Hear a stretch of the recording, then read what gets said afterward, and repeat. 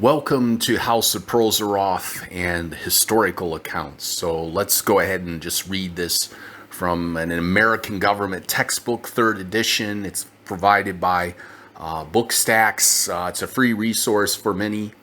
The 15th and the 19th Amendment extended the right to vote. The Constitution had given the states the power to set voting requirements, but the states had used this authority to deny women the right to vote.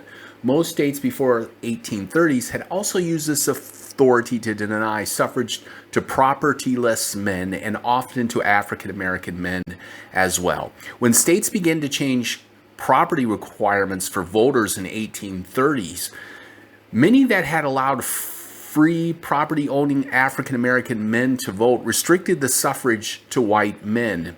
The 15th Amendment also gave men the right to vote regardless of race or color, but women were still prohibited from voting in most states at this time. After many years of campaigns for suffrage, the 19th Amendment finally gave women the right to vote in 1920. So, 1920 is not too far away. That's 102 years. If we go back and we look at the 1830s, just then we were getting into the idea that propertyless people could vote. Propertyless men. I think, and I'm going to make this brief because I was more interested in the text than my opinion, but that's not too far out. The 1830s, 1930s, 2020s, we still have underpinnings of people holding and using the fact that people don't own property against people for everything from financial possibilities to improvement in one's life, because one doesn't have a piece of property to use as a commercial tool, a place they can rent out, a place they can leverage a mortgage on. So even with the right to vote and being propertyless, the lack of property has all sorts of other implications. And the way things have gone, people want to end that conversation. You got the right to vote. We don't care that you're propertyless. We're going to raise property sky high. Like, we've never seen property values so high. Real estate has never been so high. And it's the new tool to say, look, I'm rich and I can block you. I can block you because you don't own property, and I'm going to do that for the rest of your life. And people say, no, I never said that. No, but those actions are being taken.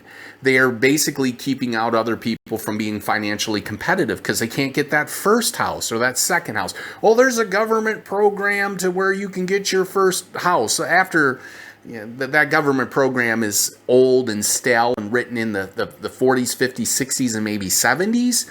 Those issues are totally different now. Totally different process. To be propertyless in America is very dangerous. Your ability to vote is of minimal value. We don't even know sometimes if our vote counts. It sounds horrible to say that because we're supposed to assume our vote counts. That's what this stuff is all about with Donald Trump. They want to say there's no way Donald Trump had the election stolen from him, because that would invalidate our whole system and cause questions to come into the whole system to be looked at.